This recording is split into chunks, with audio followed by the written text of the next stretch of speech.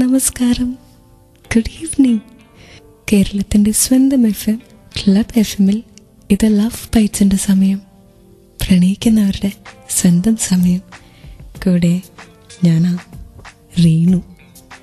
I never knew there would be a better tomorrow, but you have come into my life and taken away all my sorrow. You have opened a window, you have shown me the light, and my love for you will continue to burn bright. I love you. Love ഒരു കൊച്ചു വാക്ക് പറയാൻ എന്തൊരു എളുപ്പമാ, പക്ഷെ ആ ഒരൊറ്റ വാക്കിന് പിന്നിൽ എന്തോരം വലിയ അർത്ഥങ്ങളാവുള്ളേ. നമ്മളെല്ലാവരും അന്വേഷിക്കുന്ന ഈ ഒരു പ്രണയത്തെയാ. ഈ പ്രണയം നമ്മൾ ആഗ്രഹിക്കുന്ന രീതിയിൽ നമുക്ക് തരാൻ പറ്റുന്ന ഒരാളെയാ. ഇന്നൊരു റൊമാൻറ്റിക് ട്യൂസ്ഡേയാ. ഈ ചൊവ്വാഴ്ച ലവ് ബൈറ്റ്സി റീനുവിൻ്റെ കൂടെ ഒരു സെലിബ്രിറ്റി ലവ് ഗുരുവും കൂടെ വരുന്നുണ്ട്. ആരാന്നറിയോ ഇന്നത്തെ ആ സെലിബ്രിറ്റി? പേര് പറയില്ല, ഈ പാട്ടിന്റെ 2 വരി കേൾക്കുമ്പോൾ മനസ്സിലാവും. അനുരാഗത്തിൻ വേളയിൽ വരമായി വന്നൊരു സന്ധ്യയിൽ മനമേ നീ പാടൂ പ്രേമാദ്രം. ഇനി വാക്കുകളുടെ ആവശ്യമില്ല. Be with me Reenu and Nivin Polly on Club FM. ഇവിടെ മാത്രം ടൺ കണക്കിന് റൊമാൻസ്. ഇപ്പോഴത്തെ പെൺകുട്ടികളുടെ ഒക്കെ ഹാർട്ട് ത്രോബായ ഒരു ചെറുപ്പക്കാരൻ, വേറെ ആരുമല്ല, the very handsome Nivin Pauly. നിവിനാ ഇന്ന് ക്ലബ് FM-ലെ ലവ് ബൈറ്റ്സി റീനുവിന്റെ കൂടെ എത്തിയിരിക്കുന്നത്. Hi, this is Nivin Pauly. Hi Nivin. Hi Reenu. Welcome to the show Nivin. Thank you. Nivin ആണ് ഇപ്പൊ ലവ് എന്ന വാക്കിന്റെ പുതിയ മീനിങ്. ആണോ? ആണ്. നിവിൻ ഇപ്പൊ ലവ് ബൈറ്റ്സ് കേട്ടോണ്ടിരിക്കുന്ന ഒരുപാട് പെൺകുട്ടികളുണ്ട്. അവർക്കൊക്കെ നിവിനെ ഒന്ന് കണ്ടാൽ കൊള്ളാന്നുണ്ട്, ഒന്ന് സംസാരിച്ചാൽ കൊള്ളാന്നുണ്ട്. അവരോടൊക്കെ എന്താ പറയാനല്ലേ? നിങ്ങളൊക്കെ ഇപ്പൊ സ്നേഹിച്ചതുപോലെ ഇനിയും സ്നേഹിക്കുക. Keep loving. തട്ടത്തിൻ മറയത്തിലെ റൊമാൻറ്റിക് നായകന് പ്രണയം എന്ന് പറഞ്ഞ എന്താ? പ്രണയം ഞാൻ മനസ്സിലാക്കിയെടുത്തോളം ഒരു ലവ് അറ്റ് ഫസ്റ്റ് സൈറ്റിനേക്കാൾ ഉപരിയായി പരസ്പരം മനസ്സിലാക്കാൻ പറ്റുന്ന ഒരു സെയിം വേവ് ലെങ്ത്തുള്ള ഒരാളെ കണ്ടുപിടിക്കുക എന്നുള്ളതാണ് ഒരു പ്രണയത്തിൻ്റെ ഒരു വിജയം എന്ന് ഞാൻ മനസ്സിലാക്കുന്നു. കാണാൻ കൊള്ളാവുന്ന ഒരുപാട് പെൺകുട്ടികൾ നമുക്ക് ലഭിക്കാം, ആൺകുട്ടികളെയും ലഭിക്കാം, പൈസയുള്ള ഒരുപാട് പേരെ ലഭിക്കാം. പക്ഷേ നമ്മുടെ നല്ല വശങ്ങളും മോശമായിട്ടുള്ള ഭാഗങ്ങളും പോസിറ്റീവ്സ് ആൻഡ് നെഗറ്റീവ്സ് മനസ്സിലാക്കി സ്റ്റിൽ നമ്മുടെ കൂടെ നിൽക്കാൻ സാധിക്കുന്ന ഒരാളെ കണ്ടുപിടിക്കുക എന്നുള്ളതാണ് ഒരു പ്രണയത്തിൻ്റെ ഒരു സക്സസ് എന്ന് ഞാൻ മനസ്സിലാക്കുന്നു. ഒരേ വേവ് ലെങ്ത് പ്രണയം എന്ന് പറയുമ്പോൾ തന്നെ എല്ലാവരും പറയുന്ന ഒന്നായി നിവിൻ. ഈ ചോദ്യം നമുക്ക് ഫേസ്ബുക്കിലൊന്ന് ചോദിച്ചാലോ? ക്ലബ് FM കോൺടെസ്റ്റ് പേജിലെ ഇന്നത്തെ ക്വസ്റ്റ്യൻ ഇതാണ്: നിങ്ങളും നിങ്ങളുടെ പാർട്ട്ണറും തമ്മിൽ സെയിം വേവ് ലെങ്ത് ആണോ? അല്ലെങ്കിൽ വേവ് ലെങ്ത്തിന് ഈ പ്രണയത്തിലൊരു കാര്യമുണ്ടോ?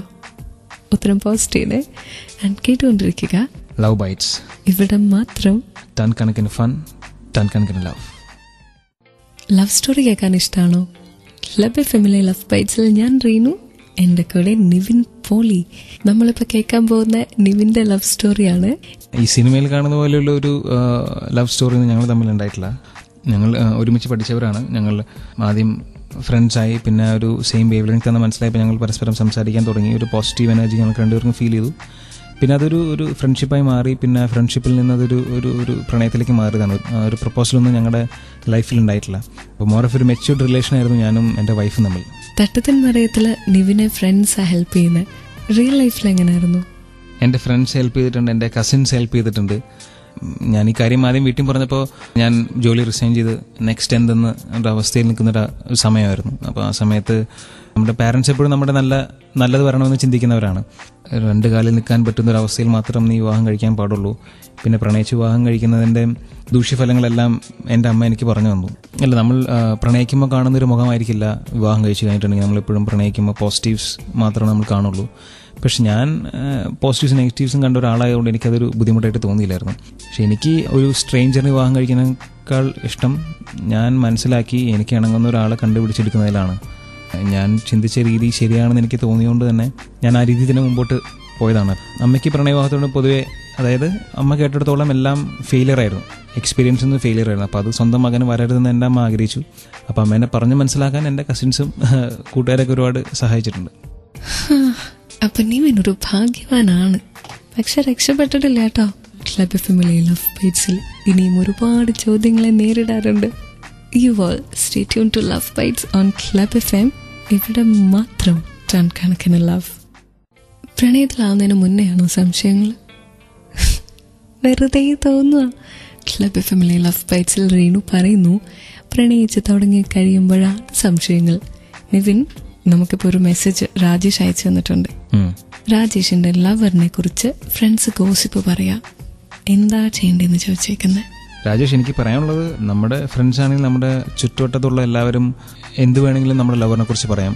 നമ്മുടെ വിശ്വാസമാണ് നമ്മൾ മുമ്പോട്ട് കൊണ്ടുപോകേണ്ടത്. ഇപ്പം ഒരാൾ മറ്റൊരാളെ കുറിച്ച് മോശമാണെന്ന് പറഞ്ഞാൽ അയാൾ മോശമാവുന്നില്ല. അപ്പം സ്വയം മനസ്സിലാക്കാൻ ശ്രമിക്കുക, സ്വയം തിരിച്ചറിയാൻ ശ്രമിക്കുക. ഇത് ഇവർ പറയുന്നതിൽ വാസ്തവമുണ്ടോ, കാര്യങ്ങളെല്ലാം തുറന്ന് സംസാരിക്കുക, ഒന്നും ഒളിപ്പിക്കാതിരിക്കുക. എന്നിട്ട് ഇവർ പറയുന്നതെല്ലാം ശരിയാന്ന് തോന്നുന്നുണ്ടെങ്കിൽ മുമ്പോട്ട് പോകരുത്. ഇതെല്ലാം വെറുതെയാന്ന് തോന്നുകയാണെങ്കിൽ ധൈര്യമായിട്ട് മുമ്പോട്ട് പോവാം. നിവിൻ, പക്ഷെ ഫ്രണ്ട്സ് ഇങ്ങനെ പറയുമ്പോൾ ആരെ വിശ്വസിക്കണ്ടേ? ഫ്രണ്ട്സിനെയോ ലവറിനെയോ?